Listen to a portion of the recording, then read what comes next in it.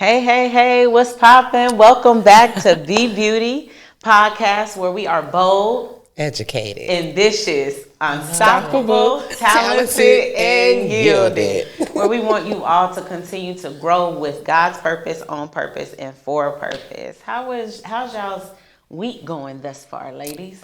Good. I can't say that I have any complaints. It's going as smooth as possible. Yes, as smooth as possible. It's smooth sailing. I love it. We had a little difficulties, but we're working through it. And so we're just excited. We're going to jump right into the conversation. We are honored. Camilla. It's okay. Yeah, you know, me and these names. Lord help me. We are honored that you even asked and want to share not just your story, but you want to share about what you're doing with Black men's mental health. Absolutely. In not just Dayton, Ohio, but cities around the nation. Come on, God. Yes. You're taking it to the nation. That is the plan. Yes. So tell us a little bit. How did you get started? Where did this ideal, this plan, that you're executing, where did it birth?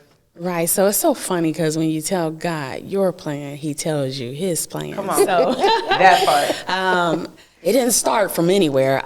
Almost 3 years ago, I lost my father to suicide. And it was a combination of a murder-suicide that he completed. And in the midst of my grieving and getting through and learning how to navigate the pain, I heard God say, there's others that look just like your father. And so that's really where the birth of it came from. But I had to start when it was time. Because if you start too soon, you may not be ready, right? And someone will miss the message. And so that's pretty much how it came about. I decided, wow, there is other fathers, other brothers, other men in the community that mirror my father. 6'5", gentle giant, everybody love him, you would have never thought, right? And so mental health issues don't have a face. Right.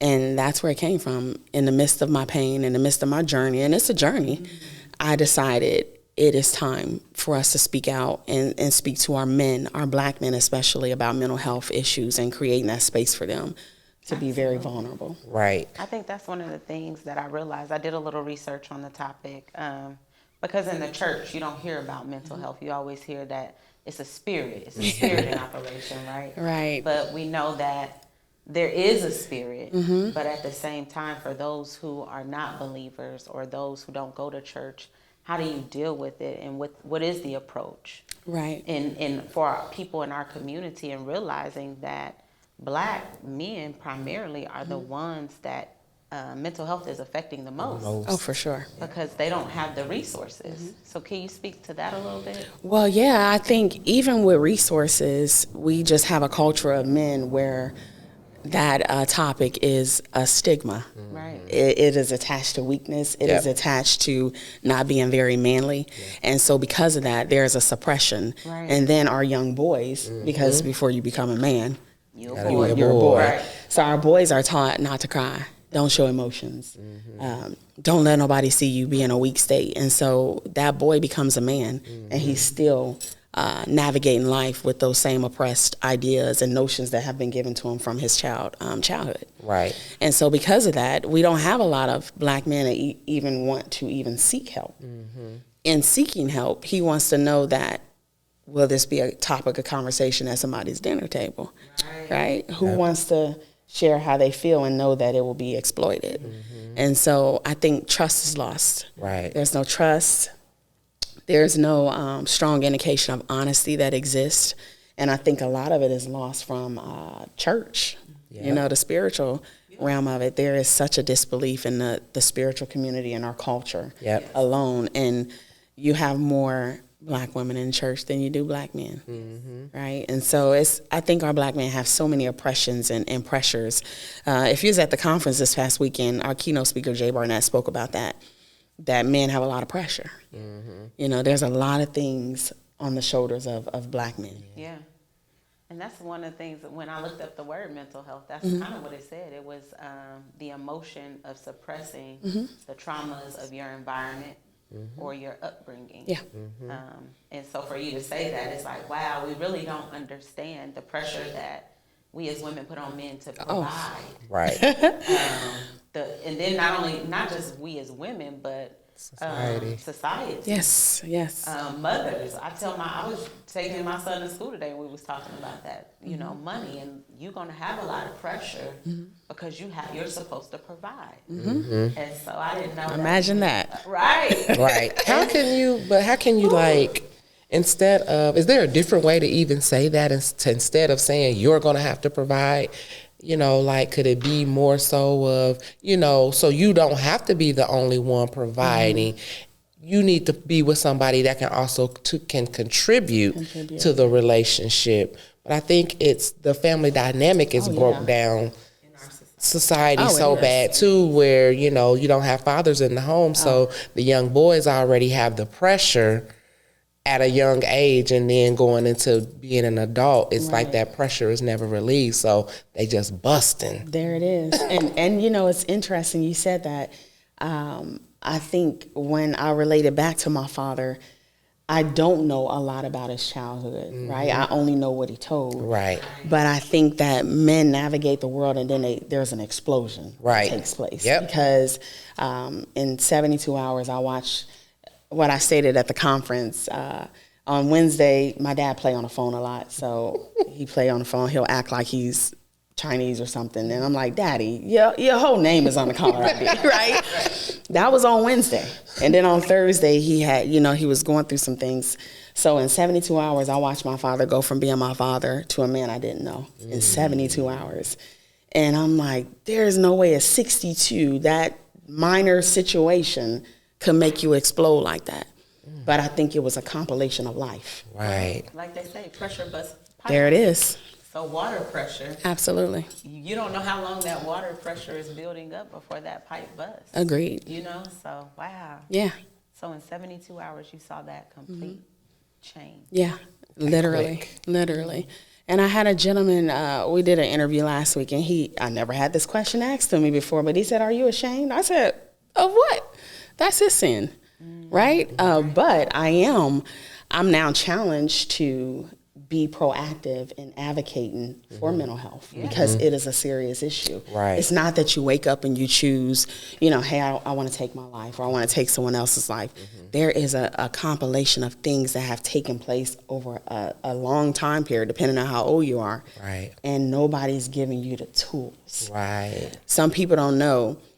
Okay, you're having a nervous breakdown, but your life doesn't end today. There are alternatives to holding on, and that's what's missing. And I think that's what's missing, even if we take it to a spiritual aspect. I just studied this, was studying the resurrecting power of God. Judas, after betraying Jesus, committed suicide. And so think of the pressure of that. Exactly. Like you said, short 72 hours. The Bible doesn't depict how long it took for Judas to do that, but that is what he did. And so the pressure of even that, feeling betrayal or having betrayed somebody or not being able to stand in the gap for your family. Our men are faced with so much adversity. Oh, yes. From the color of their skin. And we got to talk about that. Oh, yeah. It's real. From jobs, the pressures of everything. I mean, my God. Yeah. It's real. It makes you realize a whole lot. Oh, yeah. Oh, yeah. Even as a woman, it makes you look at the relationship component differently. Yes, it does. Even from domestic violence, from mental abuse, because sometimes we just think domestic violence from a physical standpoint, but even the mental abuse, and it's just like, well, wait a minute. Maybe that brother, he's saying some things, but maybe that's his cry for help. It is, and sometimes it is. Yeah. Wow. I think when you think about it, how they're treating you, it's all a cry for help. Awesome. From the second he opened up his mouth till he put his hand on you, it's a cry for help because it's something that's wrong there. But, women scared. Oh, yes. That threat. I'm going to kill you if you leave, and so some act on it, some don't. You just don't know. And it's just like, man, when you're in that situation, it's like, how can I help them? Absolutely. How can I help them? I think that's why a lot of women don't leave, because it's like they feel like, they want to help them. Where can I go? Where can I go? Yeah, all of that. And it's crazy how all of it intertwines together. It does. Even from the addiction standpoint. You think of mental health, people suppress it with marijuana. Alcohol. Alcohol. Yeah, absolutely. And how all of these things play into just one, really just desiring a peace of mind. Right. There's just, everybody has different vices. I listen to T.D. Jakes, and I pour my spirit with word and different things. And I heard him say one day, when life happens, you don't get to take a PTO day. Nope. You gotta keep navigating, right? Navigating. That's real. And that's what it is. That's real. Life will happen. You live. My grandmother always say, "You live long enough, you know, you'll experience some things." But that's the thing. Life happens. Life happens. And just because you reach a moment doesn't mean life turns off. It continues to happen. But that's the one good thing about the peace of God. Oh my gosh. Life can be happening and you can have peace. Yes, I was just, ooh. Peace is important. You have It's to protect very your important. peace. It's very important. But the renewing of your mind. Yes. That's the only way you're going to have that peace.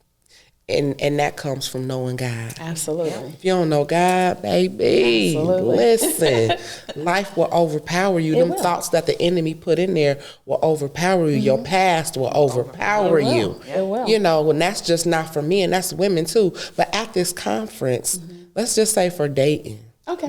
what plan do they have in action? Well, I can speak for the plan that I have. Okay. Come on now, because she is organizing it. So I love it. the entire purpose of, well, not just one, but This help, one these component services. of, Right, so that's the the purpose of it. conference and the Black Men's So the Mental Health conference is the bringing fact the that knowledge, the it's not enough to resources. just say Every that city that we touch, we Black want to men make sure need that we mental have health. individuals from You that have to city make sitting sure on that they panel, have access and to it. vendors But then from you the have to make city. sure that there's So a lot of affordability resources. You go to our component to it. website. Right. Even if And so individuals one of reach my out to us goals via with email or phone, sponsorships and we'll the funds direct that them. come in But is that, just we want to make sure that we're able to cover the mental health services for an individual that indicates a need. Okay. And at minimum 6 months. So that's the goal. So I'm excited for that first person to say, you know, Miss Harris, I have a need, you Okay. know, and unfortunately I don't have the financial resources for it, and I want God to say, here you go. So is it a place that, you know, I was they gonna go ask to, or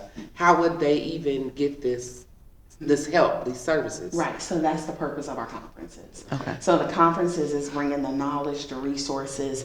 Every city that we touch, we want to make sure that we have individuals from that city sitting on the panel and vendors from the city, so that when we leave, you're not lost as to where to go. Right. And so that is the component of these conferences: knowledge, resources, awareness, and where to go. So who are the, I guess, facilities, what Rashonda was kind of asking, that you all are partnering with in our local community in Dayton? Do you already have a list of those individuals? We do not have or a- therapists? Okay. So we do not have a list in general. Okay. There is a list. I will tell you that Adamus, Okay. that's alcohol, drug, addiction, and Addiction mental and health health services, they were a sponsor. Okay. Huge component. So Awesome. Adamus is almost like a hub. Is it Adamus or Artemis? Adamus. ADAMHS. Where's that at? Where's the location off the top of my head? I don't know the Yeah. exact location. But it's here in Dayton? Absolutely.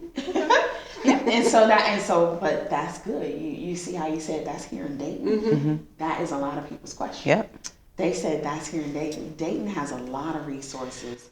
But for we mental always health, talk about that. and We don't know. That's why this platform is so important, because we want to make sure that this information is getting out to not just one another, but the community, so people know, okay, I can call Rashonda, and I know that she knows of a place where I can go and get help for my brother or for my husband or my son.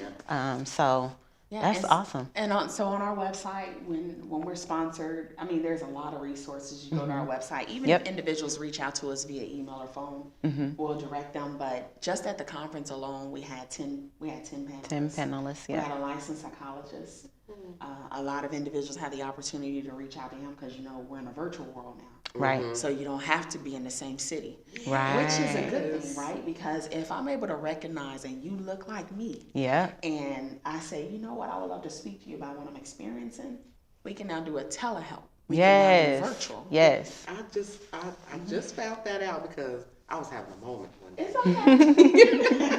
And I'm like, Lord, do I need to talk to a counselor or something? Because I mean, like, I was just having so many different thoughts going on in my head. And so I just began to look online, and it was all of these different, I was like, but I'm like, oh.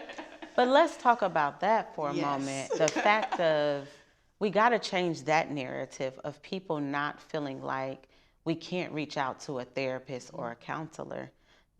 God gave them that desire to go and get that educational degree to nurture, heal, speak life into individuals. And I don't think that there is anything wrong with that. You know, I'm saved and sanctified and filled with the Holy Ghost. I do devotions, I pray and everything.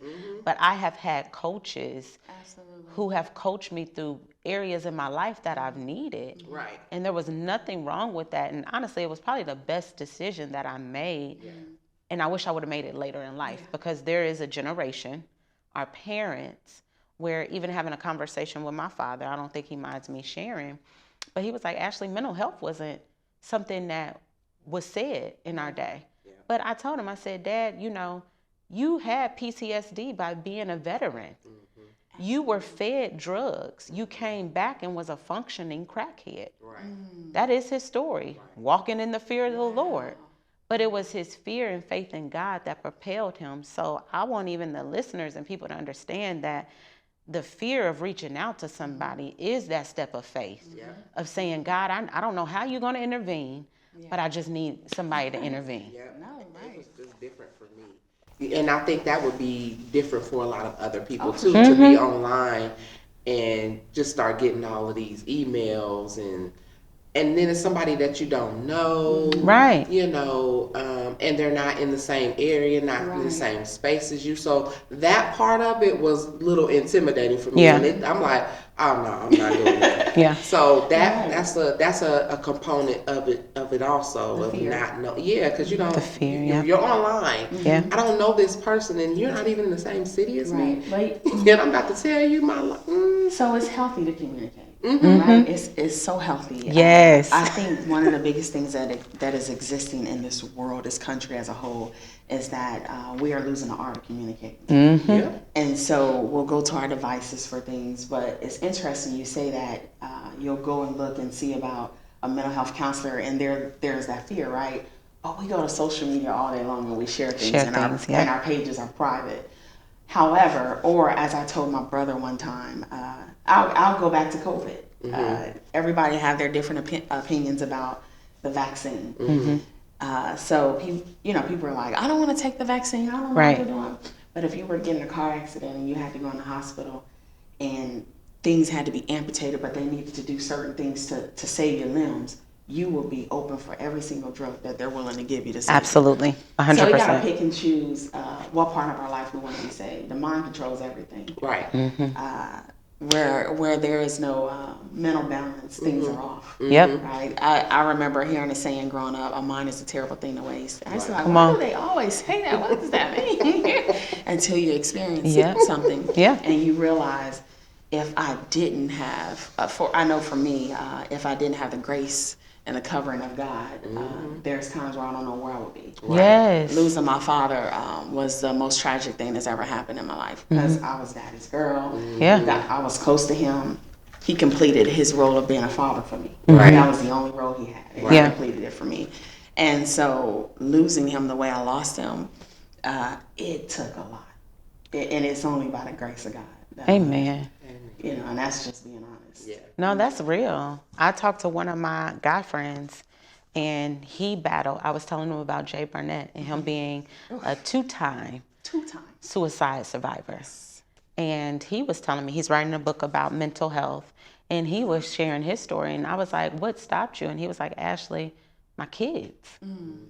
But I was like, "Okay, I hear you saying that, but then what about those people who have kids?" My dad had it. You see what I'm saying? Absolutely.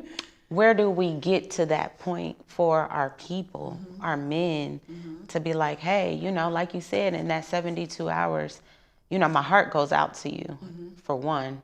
But your testimony is driving and gonna change the nation. I pray so. It is. And the fact that you have a heart. Sometimes God takes us through things and we don't understand. And so I say that, the resources that you all are being able to provide to our communities and our brothers is so important. Yes. It's so important because, honey, I want to be married to a healthy man mentally that has a sound mind, if I can be honest. Yes. Yeah, emotionally, spiritually. And I think sometimes those are the key components. You take physical off the table, but spiritually and emotionally, I need my man to be whole. At least 80%. You know, the 20% we can go to God. Yes. But that, we can work some things out. We can get some coaching, some therapy. We can talk about some things.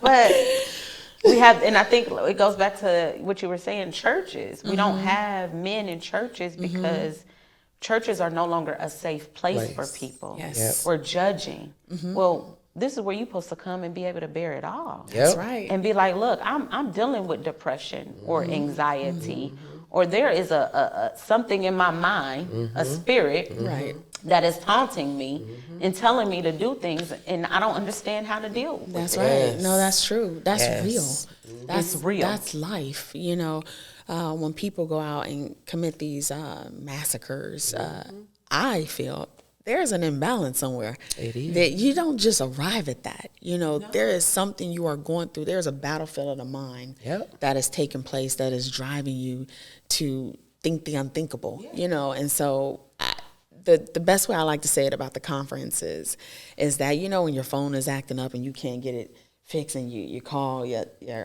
the company that your phone is with, and you're trying to figure it out, and they're like, you got to do a master reset. I think the conferences is a master reset.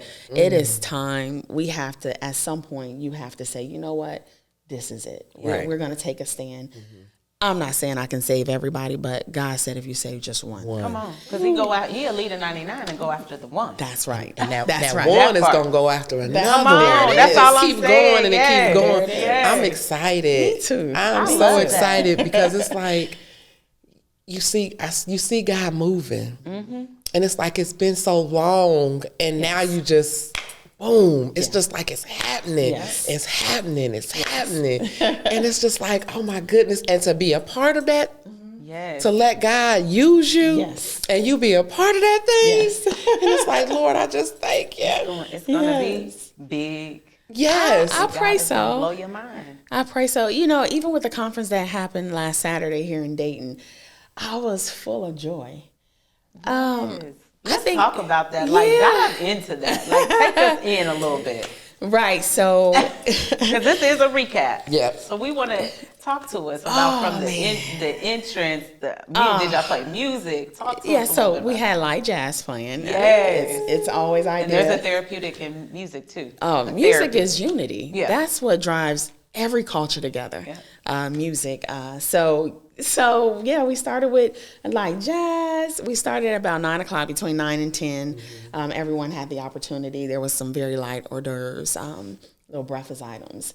And then our panelists arrived, and my heart was full to see the panelists, right? Because there's always that, you know, that uncertainty. But what's so interesting is, as I prepared and as we navigated, nothing ever came to my mind as to what if the panelists don't show, or what if people don't come. I made sure, because I protect my mind, I made sure that I protected my mind, and God said, because I'm in it. Yep. Come on. Every yes you That got part. from the men, those men showed up. And you had some heavy hitters. Yeah, you Those did. are some amazing. You had the men. Mary had Dayton. some heavy hitters. I had Judge Rice, Right. Yes. who is not a black man, Come on. Let's talk who about is a that. Caucasian judge, but who incarcerates Yes. black men. Yeah. And it's important. I think sometimes people think based on your position, you're detached. Right. And he is not. And one of the most influential things he said on Saturday was, I want to see more of you in position to counsel more of you. Amen. That just gave me chills. He said they don't have, the story is different. You know, the story is different. My level of pain in the depthness of our men, I don't think other cultures can even relate. No, They can't. They can't. You know. Because they haven't experienced it. Experience So is if far greater. It's far greater. Yep. I mean, even on job application. Yes. What's your experience? Yes, it goes far. Are you qualified? Yes. Right. It goes far. And so if I could just run it down real quick. Yes. Run it down. You better run it down. Yeah, so it's funny because I can just see the entire panel, so I'll go left to right. Okay. On the end, on the left-hand side, if you're walking in a room, we have Sean Walton Jr., who is a civil rights attorney. He is from Dayton, Ohio. Wow. We had president of the NAACP chapter in Dayton, Dr. Derek Forward. We had Reverend Joshua Ward of Omega Baptist Church. Yes. We had Mayor Mills. We had Federal Judge Rice. We had Dr. William Humphreys, who is a neurosurgeon, an African-American brain surgeon. Come on. Come on. We had Carlos Crawford, who is an attorney, graduate of Meadowdale High School. We had Dr. Darian Greer, who is a licensed clinical psychologist out of Ohio State, but did residency and a lot of things here in Dayton, Ohio. Like, everybody was very relatable to Dayton, Ohio. We had Dr. Charlton, with Charlton & Charlton. He's a trauma-informed specialist. I'm looking at my pen. I'm missing somebody. I know I'm missing somebody. It's Jay Burnett. Jay Barnett was our keynote. He was the keynote. He was our keynote speaker. Okay. But the panelist was, it was just heavy. It was so amazing. Strategic. It sounds like you were strategic in putting your panel. Were you in charge of putting the panel together? Why were you so strategic with it? I wanted to have a voice that was relatable to whomever, right? But what was interesting about gathering all these men of varying careers is that the careers wasn't even on the table. I love it. They were not on the table. If you were there on that day, attorney Carlos Crawford said, I deal with mental health now. So the careers wasn't on the table. And I think when you talk and you speak on a subject that's relatable, there is something about where the egos are set aside, the pride is set aside, and we all become one. We all look at each other the same. And that's what I love about our keynote speaker, Jay Barnett, being an ex-NFL player, now a licensed therapist, navigating in the field as an author, doing tours for men only, gathering 300 to 500 men. You know how much power is in that? Yeah. Yes. You know, can just imagine. And you seeing this man at the height of a career that most people will never make it to. Right. And then he said, I was a 2-time suicide survivor. That automatically puts everybody like, whoa. I would have loved to have felt that room. It was amazing. When he first said it to me, you know how you think like, did I hear that right? Like, what does that mean? Because who really survives? Come on. Right. You don't never hear the survivor's story. And you never hear them talk about it. Nope. Yeah. So that's deep. Were there a lot of young men there? It was. It was quite a few. It was not a lot, but this is very interesting. So as guests arrived, they had the opportunity to ask an anonymous question. We had a bucket for anonymous question. We didn't get to them all, but out of 13 questions, 11 of them were related to teenage boys. So as the weeks go on, we'll post those questions with responses because we didn't get a chance to go to them. That was interesting. That was very interesting. So there's a need. There was a heavy need. Huge need. My son went to school and they had a big event, field day, and somebody shook him. And the thing that he said that bothered me the most when he got in the car, he was like, well, I'll probably be on social media today. What? Oh, you mean like shook him? Shook him up, broke his ankles. Yes. And he's like, man, I'll probably be on social media today. Yeah. And I was like, to talk about it, make fun of, laugh at. And I was like, tear down. And I said, Jay, how you feeling? Now it was like I had to go into not a maternal role, but more of like a coach or counselor in a sense, because now it's how you feel about that. Yeah. Are you okay? Yes. Because our children are dealing, especially our black boys, here again, they go from boys to men. There it is. Our black boys are faced with so much adversity. It's cruel world. It is. It's just cruel. I mean, even for adults. Oh my gosh, yes. I didn't realize how much adults are bullied by other adults. I'm just like, dang, not only do the kids go through it, but the children go through it. And so can you imagine households where children and parents are going through at the same exact time? I mean, I had to deal with that when my husband died. So I got 4 kids. They were all young. Oh, wow. And all of them dealt with it differently. I really didn't have the time to deal with it. So it was just like, yes. Wow. What do I do here? Nobody wanted to, and I didn't force them, but they didn't want to talk to anybody either. Wow. They just, it was like everybody went inward. We dealt with it the best way that we knew how. That's all that we could do. And I thank God that they didn't, they're not criminalistic or anything. But, I still can see where they could talk to somebody. Yes. And benefit from And it. benefit from it. So, Jay Burnett, I want to go back to the conference. Okay. Keynote speaker. Yes. Give me a nugget. What was one of his takeaways as far as him being a 2-time suicide survivor? What was a nugget that he gave the audience to say this is something that's important for you to implement for your mental health? One of the nuggets that I was able to capture from it, boundaries. And Come on, guys. the reason I captured it because I said I'm applying that to my life. But he indicated boundaries. He had, and I'm paraphrasing, but he indicated that his mother knows not to call him before 10 a.m. Because oftentimes, like, say you get up in the morning, you're headed, for me, I'm headed to work out. I'm feeling good. I want to get this, massive workout. Right. I wanted to kick off my day. But on the way, mother has called me, and she's now giving me a rundown of all the drama the day before, the night before, the weekend. So he indicated that as men, they naturally go into fixing mode.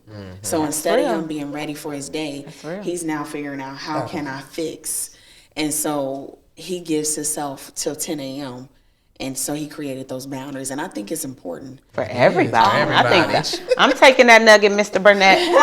I'm going to put that in my back pocket. Yes, That is important. That was a great takeaway. I mean, oh my God, he said so much. As you get older, your memory fades you a little bit. But he said so much that was healthy too, as far as boundaries, as far as your everyday, what your everyday looks like. And then touching on those parameters in your life that has created, certain things. So it was so much he touched on. I always revert people back to his social media platform. He's written books. Yeah. But even as a woman in the audience, women, I mean, it was very interesting, but I heard people saying, yes, Jesus. Yeah. And you hear this, That's real. So, it was a lot of that. Yeah. Even from the panelists, they said a lot of deep stuff that we need to hear. It sounded like everybody just took their mask off. And you know what? That's what it was. Everybody took their mask off, and it became a conversation.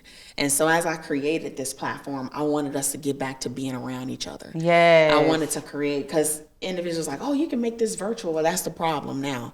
Everybody want to do everything virtual. But if I'm in front of you and I'm in front of you and I say, how are you feeling today? Over the phone, you're like, oh, I'm good. But in front of me, I'm like, you know what? You don't look good. Yeah. Something's wrong. And so you can only see that in the physical. And we're missing that. And We are. We really are. And that's the thing with the conference, is to bring us all back into the physical aspect of each other and actually be in the body and the presence of God and with each other. And with one another. Yeah, absolutely. And I love that not only you had so many people, but you also had a pastor on the panel. Yes. That's huge too. Oh, that's huge too. Yes. So we are seeing some movement in the community and in the faith towards healing and restoration of the minds of our Black men. Can you speak on that a little bit? Well, yeah, so it's interesting you mentioned about the pastor. He said something that was so necessary. He stated that even when you come to me, I advise and counsel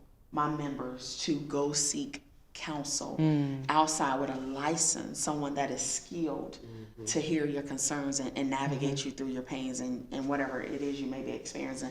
So it was great to hear that. It was great to hear him actually say that, because individuals feel like the pastor is Jesus, right? Yeah. He's man too. Yeah. He has every man has the same capabilities and sins of the next man. Yeah. And so oftentimes we put Too much weight too much on our pastors. Oh, absolutely. And thinking that they are not capable of doing something wrong too. So it was good to hear him say that. That's awesome. And I think I'm going back to a scenario in my mind, even as you're talking, of going to, after my divorce, going to see a counselor. Oh gosh, yes. But that person didn't look like me. And it caused me to go backwards instead of forwards. Wow. And so I think looking like, having the passion, having that experience, that qualification, but that relatability piece, how much more important was that? Because I went to a sister that looked like me, and I got so much more out of that process. And so, those two components, we don't want to, when God looks at it, he doesn't see color. That's true. But sometimes in our society, I need to see somebody. I need to see somebody that understands my trauma. Absolutely. And my pain. Absolutely. So, and that relatability is important. yeah, it's a huge piece. I show up to talk to you, Ashley, and I know you got issues in your marriage, and I'm sharing mine, but you don't share yours. I eventually close off. Exactly. Right? Yeah. Because I don't trust. Yeah. wrongs. Everything's perfect in your house. Yeah. So that relatability is important. It I is, think yeah. with men, as we navigate back into this space and creating trust and honesty and being able to just be vulnerable and be open, there has to be relatability. I love And that. I think that's what showed up on Saturday. Last Saturday, it was relatability. And the reason I did it, I wanted a men panel. I needed the men to speak to the men. Come on. Women, we know we great. Right. He created us to be great and take over the world. Yes. However, when you get men and women's voice in the same room, I think naturally men just back away. Yep. Not because of weakness, but No. just naturally. Yeah. I'll let her take it. Yeah. That's another thing. Jay Burnett stated that men were conditioned to lie. They were conditioned to lie. You ever hear that? Happy wife. Yeah, happy life. Right? Oh, that's a He good said one. that's just because he hadn't told her what he really feel. Right. I was like, oh. Because I will say, I agree with that. Because Yes. as women, we say we want the truth, But we can't. but we can't really handle the truth. No. That's real. Come on now. Yeah. Yes. Yeah, so, That's real. for that very reason, even before we truly got into the thickness of the conference, I paused for a second just to give an applause to our men. How often do we applaud our men? How often do we give them flowers? Come on. How often do clapping let for them our know brothers. We celebrate you. Yes. And as Deanna had put it, we need you. We actually need you. We do. You are the head of our household. Yes. Regardless of what your position is, what your failures are, you are still a man of God. Yeah. Yep. And you have to be recognized as that. And if no other culture of women can do it, we should We should be the responsible ones for that it. do it. Yep. Amen. Yep. Yes. I love that. So we have a few more moments. What's the plan? What moving forward? You've been in Dayton. Where are we going now with the Black Men's Mental Health Conference? Oh, so I like to say this. Yes. So because we are in Dayton, this is Wright Brothers Right. territory, so aviation, the Right. city for aviation. So I like to say that the plane, taking flight. Come this on. plane that's taking flight here in Dayton. Okay. And I did it here in Dayton, right? Because I'm born and raised in Dayton. This is where my father was. This is where I was raised, and it was Right. just right. It was right to do that here in Dayton. Deanna's from Dayton too, Love dealing it. with her domestic violence piece of it, and it was only right to do it here in Dayton. So it took flight here in Dayton, and so oftentimes, or no, the way it should be is that planes actually land, Right. and you depart. And so we just want to touch down, pick up a little bit more, And then go on. touchdown. I know that's right. And so our pickup is different panelists, keynote speakers, and that's what we want to do. And we want to touch as many cities as God will allow, and just do that master reset of the mental health, and pulling our Black men in, letting them know you are heard, you are loved, we do need you. However, we need you to heal. We need you to be healthy. Right? Yeah. We actually want you to be the head of our households, but you have to do it healthy. Right? I love it. Right. So yeah, so that's the Ooh, plan. girl. Ladies, get ready. The Yes, brothers getting yes. strong now. They're getting their mental together. But, even in doing it, just making sure that our women are learning how to love our men. Where our they kings. are. These are our kings. And you got to love them where they are, how they are, yep. and just truly respect. We got to get back to respect, love, Yeah. all of that. Get And- Because healed love ourselves. We conquer- gotta yeah. get healed ourselves too. I was going to say that too. And love conquers a multitude of sin. Oh, it does. So Yes, it even when does. you look at that, and if we love them where they are, sometimes I think we as women, we try to change Oh my gosh. a person instead of understanding Yes. and relating and saying, okay, you know what, this might not, and being honest with ourselves. Can you handle I can't handle what you got. what you got going on? No, that's the truth. That's real. And you don't have the capability to fix it. No, but baby, I know a therapist. There it is. I know a counselor. There it is. that I know we can plug you with, and you do what you got to do. And if it's met, got to bring that thing right back around. Yeah, what's for you is for you. Amen. Where's the plane landing to next? Right. Yes. So the next plane is landing in Atlanta, Georgia. All right. We're hoping that date is June 10th. Okay. As we navigate in these summer months, it's a lot of festivals and things taking place, and I want to make sure that we get the full experience wherever we land. And then hopefully with God's will be in Baltimore, Maryland at the end of June. Okay. Yes, I love it. Baltimore and Atlanta, y'all better be ready. Get ready, as T.D. Jakes would say. Yes, and so just to shout out some cities, we want Chicago, Memphis, Houston, Dallas, Philadelphia, Florida, Miami, just definitely touching Detroit, Carolinas. Michigan. Look. We want to touch, and especially in the areas where a lot of there's a heavy population of African American men. Yeah. But the thing is to know is not just for Black. I was just gonna say, because I seen some. Yeah, it's for anyone to come. Right. Because we have interracial relationships. Exactly. We have individuals in corporate. Right. People want to know, how can I relate to this Black man that's leading my corporation? Absolutely. I think it's important. So it's not just, I want to make sure that I say it's not just a Black men's mental health issue in this country. There's a mental health issue, period in this country. However, I am charged with Black men's mental health because of the what happened with my father. Right. So, but God knows I'll go wherever He leads me. Amen. So we got our rhetorical question. Be Beauty, the acronyms. Bold, educated, ambitious, unstoppable, talented, and yielded. Where are you with Black Men's Mental Health Conference in this phase? And where are you personally in your life? Unstoppable. Come on. What was the B? Oh, bold. Bold. Educated, ambitious, unstoppable, talented, and yielded. I kind of feel like you're yielded too. It's funny because I think I embody them all. Yeah. So we're going 3 for 3 on this. Okay. I'm sorry, Lou. I'm hitting my mic.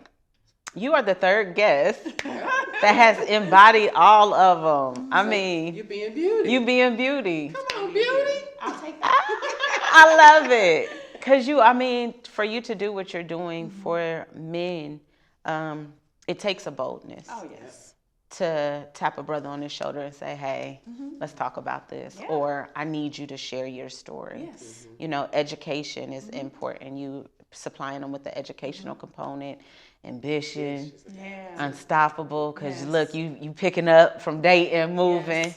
You're talented. Thank you.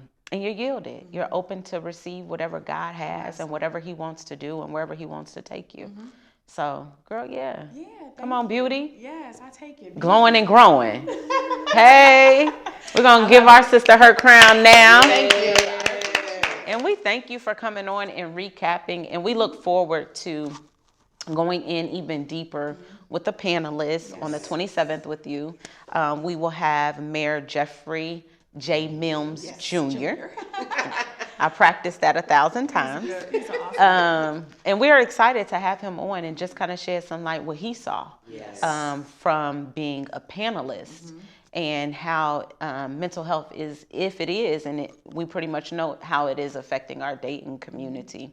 Absolutely. And what we want to move forward and do. So we thank you for being a part. Thank you, ladies. Yes, stepping up on the platform. Yes. So y'all, we out. Now listen, go be bold, educated, ambitious, unstoppable, talented, and yielded, where you are growing and glowing with God's purpose, on purpose, and for a purpose.